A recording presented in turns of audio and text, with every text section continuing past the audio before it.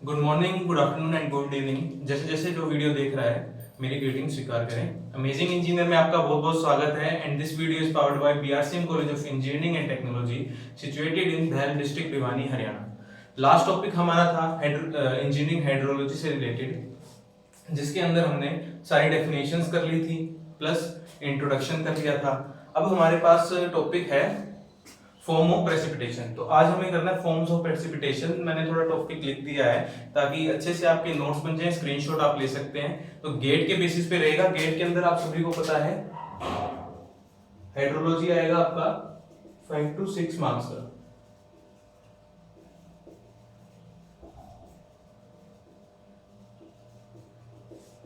और अगर आप स्टेट जेई और एसएससी जेई के लिए भी प्रिपरेशन कर रहे हैं तो ये बेस्ट सब्जेक्ट है, स्कोरिंग सब्जेक्ट है। आपको अच्छे से ये चीज आनी चाहिए।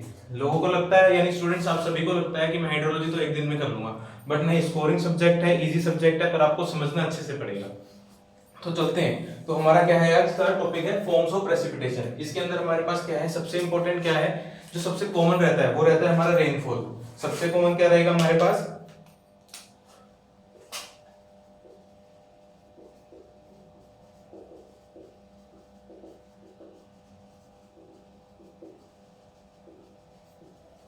सबसे कॉमन फॉर्म ऑफ प्रेसिपिटेशन है आपका रेनफॉल। अगर हम साइज की बात करेंगे इसकी, तो सबसे पहले हम साइज की बात करेंगे तो 0.5 to 6 mm इसका साइज रहता है। एंड अगर हम क्या कहेंगे कि कितने, आज इंटेंसिटी की अगर बात करेंगे, इंटेंसिटी का पता करना हो तो मान लीजिए ये आपका रोड है और यहां पे आपका क्लाउड्स हैं और यहां पर आपकी रेन हुई है।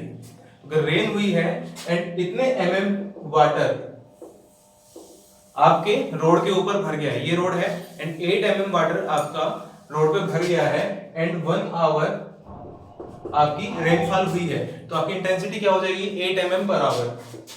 8 mm पर आवर यही आपके 2 आवर्स में हुई है। अगर 2 आवर लगे हैं फॉर 2 आवर्स तो आपका ये हो जाएगा 4 mm पर आवर। इसका मतलब कैसे पता चला आपको, तो आपको पता कैसे चला इंटेंसिटी निकालने का फॉर्मूला। तो इंटेंसिटी निकालने का फॉर्मूला आपको समझ में आ गया होगा। जितना आपका हाइट रहा है उसको आप आवर से डिवाइड कर देंगे, यानी टाइम से डिवाइड कर देंगे, तो आपकी इंटेंसिटी आपके पास आ जाएगी।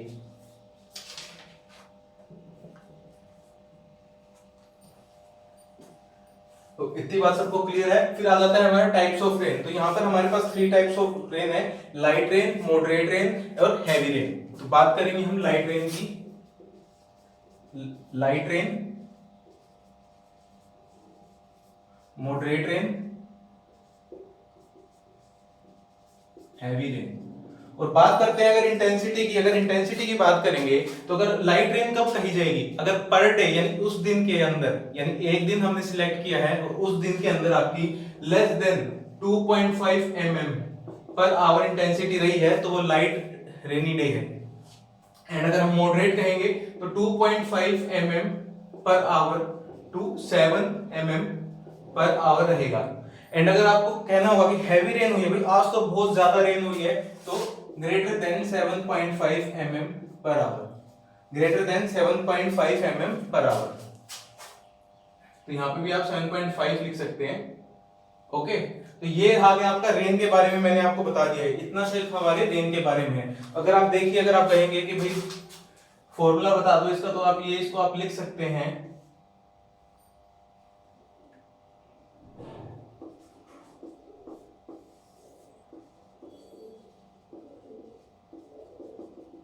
डिस्चार्ज निकालना हो, समझ गए आप। अगर आपको डिस्चार्ज निकालना हो, इंटेंसिटी फाइंड आउट करनी हो, तो ये आपका क्या हो गया,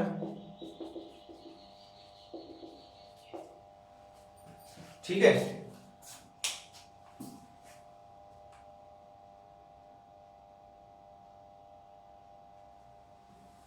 अब यहां पर हम बात करते हैं स्नो की।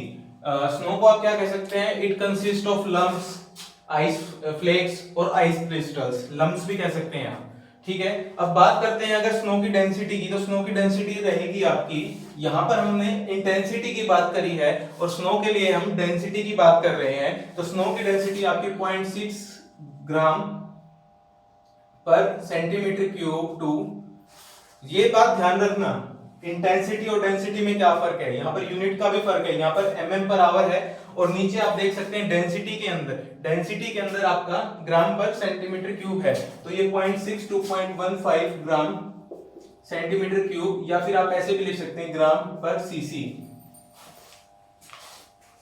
ओके, स्नो का ये है। अब बात करते हैं स्नो होती कैसी है। स्नो होती है, उसके लिए क्या करना होगा, स्नो के लिए आपको थोड़ा समझना होगा। यहाँ पे मान लीजिए ये है आपका ग्राउंड एरिया, और यहाँ पर आ गए आपके clouds. First of all snow होगी आपकी हिमालयन रीजन के अंदर, कहां होगी, हिमालयन रीजन के अंदर होगी। अब आप देखिए ऊपर आपके क्लाउड्स हैं, क्लाउड्स की फॉर्मेशन हो गई है, यहां पर आप मान लीजिए -15 डिग्री सेंटीग्रेड सेल्सियस है, यहाँ पे -8 डिग्री सेंटीग्रेड सेल्सियस है। तो आपका जो टेम्परेचर है ऊपर भी लो टेम्परेचर है, और आपके ग्राउंड के ऊपर भी लो टेम्परेचर है, यहाँ पर कोई अंतर नहीं है। हमें पता है जैसे जैसे आपकी हॉट एयर होती है, हॉट एयर ऊपर जाती है क्योंकि उसकी लेस डेंसिटी है, हमें पता है जिस चीज की भी लेस डेंसिटी होगी वो अपवर्ड डायरेक्शन में जाएगी। पर यहाँ पर आपके पास जब ऊपर अप डायरेक्शन में जाएगी तो उसका हीट लॉस होगा, यानी उसका लो टेम्परेचर हो गया है एयर का, यानी वो कोल्ड हो गई है। प्लस यहाँ पर आपका कम 15 डिग्री सेंटीग्रेड आपका टेम्परेचर है। जब यहाँ से प्रेसिपिटेशन के थ्रू आपके आइस फ्लेक्स आएंगे, उसको हीट करने के लिए आपका टेम्परेचर दोनों जगह इक्वल सा ही है, यहां पर कहीं ज्यादा टेम्परेचर नहीं है, यानी आप ये नहीं कह सकते 10 डिग्री। और अगर आप हरियाणा साइड जाएंगे तो जैसे आपका नॉर्मल टेम्परेचर क्या रहता है 27 to 32 डिग्री सेल्सियस, ये रहता ही रहता है, नॉर्मल रहता है, एसी चलाना पड़ता है हमें। तो यहां से क्या होगा, डायरेक्ट स्नो आपके लैंड पे आपको मिलेगी, ये मिलेगी आपको किधर, हिमालयन रीजन के अंदर। बिकॉज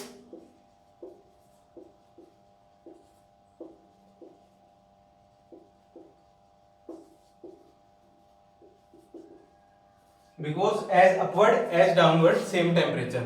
तो टाइम है अभी हमारे पास, लेक्चर हमारा कंटिन्यू में करना भी है। अब आ जाते हैं हम ड्रिजल के ऊपर। ड्रिजल क्या है, ड्रिजल के बारे में हम बात करेंगे तो if fine sprinkle of droplet. Drizzle है हमारा एक फाइन स्प्रिंकल ऑफ ड्रॉपलेट जिसका साइज क्या रहेगा, लेस देन 0.5 mm, और जो इसकी इंटेंसिटी रहेगी वो इसकी इंटेंसिटी रहेगी less than 1 mm per our. इसकी इंटेंसिटी की बात करें तो less than 1 mm per our, and अगर हम साइज की बात करें तो लेस देन 0.5 mm इसका साइज रहेगा। ड्रिजल आप कह सकते हैं, ड्रिजल यहां पर आपका लैंड है, ये क्लाउड्स हैं, बिल्कुल हल्की हल्की बारिश, तो कहते हैं ना बूंदाबांदी हो रही है, हम अपने नॉर्मल लैंग्वेज में कहते हैं, सब आपके पेरेंट्स कहते होंगे, आप भी कहते होंगे अपने फ्रेंड्स को कि बूंदाबांदी हो रही है, तो यही होता है, बिल्कुल हल्की हल्की बारिश होती है। रेनफॉल तो जब होगी जब थोड़े जो साइज ऑफ पार्टिकल्स यानी वाटर ड्रॉपलेट्स का पार्टिकल जो इंक्रीज हो जाएगा 0.5 से 6 mm के बीच में, लेकिन जो हल्की हल्की लेस देन 0.5 mm उसे हम ड्रिजल बोलेंगे। अब आ जाते हैं ग्लेज के ऊपर। ग्लेज क्या है, क्या कह रहे हैं, व्हेन रेन और drizzle come in contact with cold around 0 degree Celsius, the water drops freeze to form an ice called glaze। इसके लिए थोड़ा देखेंगे अगर आप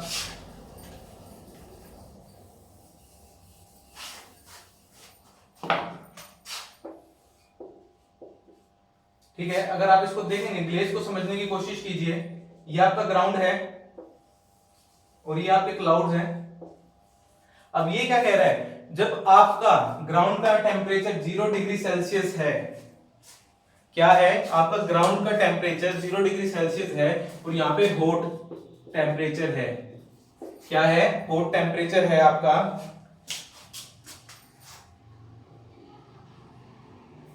हॉट टेम्परेचर से मत समझिए, फिर आप कह दोगे सर अभी तो आपने बताया था ऊपर जाते जाते लो टेम्परेचर हो जाता है। बट यहां से स्टार्ट होते हुए आपकी हॉट वेपर जो होते हैं, मतलब जिनका टेम्परेचर ज्यादा होता है, वो अपवर्ड डायरेक्शन में गए, यहाँ पे आके लो टेम्परेचर तो उनका हो गया है, but as compare to ground, ground के कंपैरिजन के अंदर हमारा जो टेम्परेचर है वो अप साइड हाई है, उसको आप समझने की कोशिश कीजिए। अब यहां से क्या हुआ, आपका प्रेसिपिटेशन हुआ, रेन ड्रॉप नीचे आई, अब यहां पर 0 डिग्री सेल्सियस है टेम्परेचर, जैसे ही आपके लो टेम्परेचर तो हो गया है और लेकिन हाई टेम्परेचर है ग्राउंड से अगर हम कंपेयर करेंगे तो। अब यहाँ पर आप देखिए जैसे ही वाटर ड्रॉपलेट्स लैंड पे आएंगे तो यहाँ पर क्या होगा, एक लेयर बन जाएगी, एक लेयर बन जाएगी आइस की, जिसे हम क्या कहते हैं, ग्लेज कहते हैं। यहाँ पर एक लेयर बन जाएगी आइस की, ये लेयर बन जाएगी, मतलब बिल्कुल हम कह सकते हैं उसे शाइनिंग वाली आइस जो आपको लेयर मिलेगी उसे हम ग्लेज कह सकते हैं। अब आ जाता है स्लीट। स्लीट की बात करें तो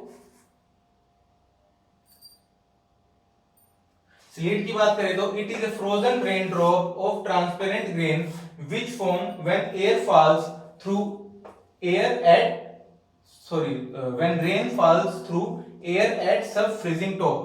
इसको समझेंगे अगर हम तो ये मैं ये कह सकता हूं कि मान लीजिए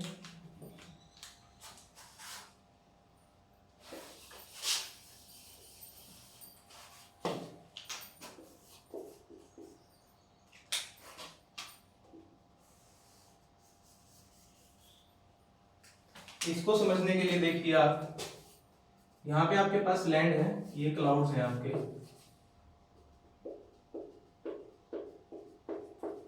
यहां पर प्रेसिपिटेशन स्टार्ट हो गया है, आपका सारा प्रोसेस कंप्लीट होने के बाद प्रेसिपिटेशन स्टार्ट हो गया है और यहां पर वाटर ड्रॉपलेट्स नीचे जा रहे हैं। बट यहां पर जो विंड है, आपके अर्थ के ऊपर जो विंड है, यहां से जो विंड चल रही है, इसका टेम्परेचर काफी लो है। ये आपको कहां देखने को मिलेगा, कोल्ड रीजन्स में।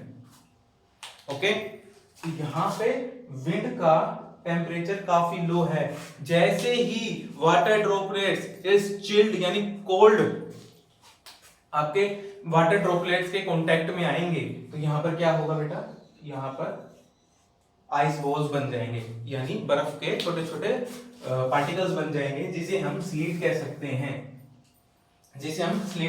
अब हम बात करते हैं 6 पॉइंट पे, हेल, जिसे हम कहते हैं ओले। ओले गिरते हैं ना भैया, आज तो ओले गिरे, दिल्ली में ओले गिरे हैं।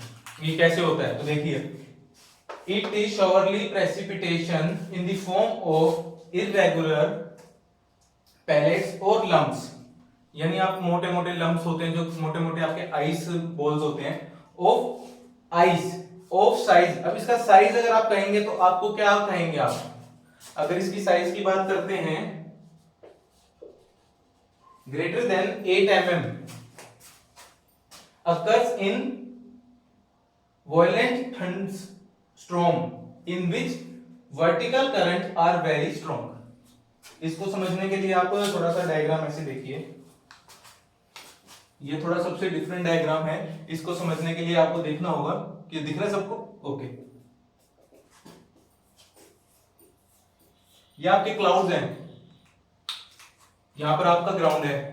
अब क्या हुआ, नीचे का ऊपर का टेम्परेचर और नीचे का टेम्परेचर, यहां पर क्या है, नीचे आपका हाई टेम्परेचर है, ऊपर आपका लो टेम्परेचर है। नीचे क्या टेम्परेचर है, लो टेम्परेचर है, ऊपर भी आपका हाई टेम्परेचर है, ऊपर लो टेम्परेचर है। यानी मान लीजिए यहाँ पे 15 डिग्री सेल्सियस है, अगेन वहां पर 15 डिग्री सेल्सियस है, पर नीचे क्या है, नीचे आपका प्लस 10 डिग्री सेल्सियस है, नीचे आपका 10 डिग्री सेल्सियस है। एग्जांपल लेके चल रहे हैं हम, एग्जांपल मैंने दे दिया, जैसे दिल्ली में हो गया, दिल्ली में ओले गिरे हैं, आपके हरियाणा में किसी शहर में ओले गिरे हैं, तो यहाँ पर क्या होगा, यहाँ पर आइस क्लाउड्स में आइस के लम्प्स बन चुके हैं, बहुत ज्यादा आइस इकट्ठी हो चुकी है। अब क्या होगा, अब प्रेसिपिटेशन होने को रेडी है, पर वो आइस ही नीचे जाएगी, तो वो एटमॉस्फेयर को कंट्रोल नहीं कर पा रहा, उसको हैंडल नहीं कर पा रहा, उसको अपने ऊपर क्या कहते हैं हम ले नहीं पा रहा, तो क्या करेगा, आइस ही नीचे ड्रॉप करेगा।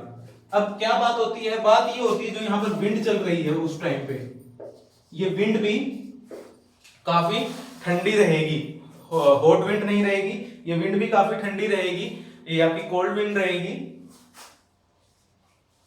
ये क्या होगा, इन आइस क्यूब्स को ना तो हीट अप करने का मौका मिलेगा, ना ही ये अपना टेम्परेचर कन्वर्ट कर पा रही हैं। तो ये क्या होगा, आपका आइस के फॉर्म में ही नीचे आपके ग्राउंड सरफेस पे ड्रॉप करेंगे, यानी in the form of irregular pellets और लम्प्स। इतनी बात सबको समझ में आ गई? इतनी बात सबको समझ में आ गई है तो एक बात और समझ लो, जब ये आइस नीचे जा रही है तो इनका भार कुछ ज्यादा है as compare to water droplets, तो ये क्या होगा, हाई स्पीड से नीचे आएंगे। हाई स्पीड से नीचे आएंगे ना, तो जैसे हाई स्पीड से नीचे आ रहे हैं, विंड भी यहाँ पर कोल्ड है, तो इनको क्या करने का मौका नहीं मिलेगा, इनको कूल डाउन होने का मौका नहीं मिलेगा। अगर एक बार स्क्रीनशॉट ले लो, फिर मैं आपको मेन जो जेई एग्जाम्स में आते हैं और जो आपके गेट एग्जाम्स के अंदर क्वेश्चन बन सकते हैं, एसएससी जेई के एग्जाम में क्वेश्चन बन सकते हैं, वो मैं आपको बता देता हूँ।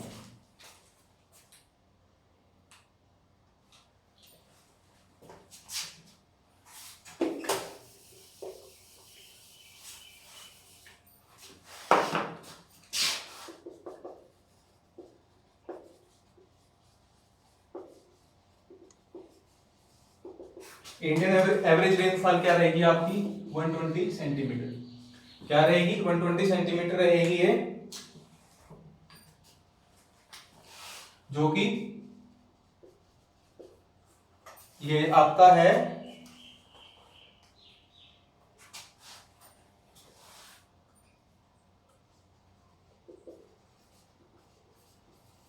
डिपार्टमेंट। अब क्या आ जाता है, इंडिया का एरिया क्या है आपका, इंडिया का एरिया है आपका 3.287 million kilometre square, 3.287 million kilometre square. तो ये हो जाएगा आपका, अगर आप वॉल्यूम निकालेंगे, तो अगर आप वॉल्यूम निकालेंगे तो क्या हो गया 120 इंटू 3.287, ठीक है। तो ये हो गया आपके पास 396। एक क्वेश्चन तो ये आ गया, ये आ जाता है आपका जेई एग्जाम में आ जाता है, जेई का क्वेश्चन है ये, जेई का क्वेश्चन है, ये भी जेई का क्वेश्चन है। 1 2 थर्ड की बात करें अगर हम,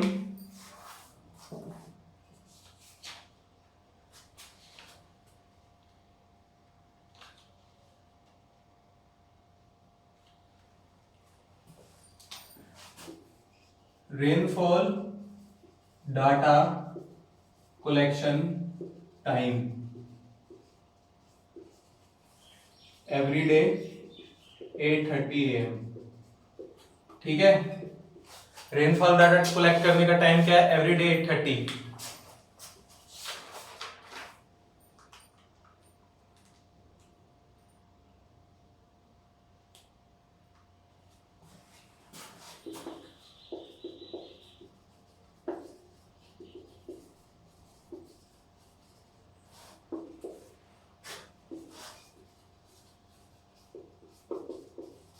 मैक्सिमम रेनफॉल कहां पर हुई है अभी तक, ये हुई है मेघालय के अंदर है एक रीजन, मेघालय के अंदर एक रीजन है जिसे हम कह सकते हैं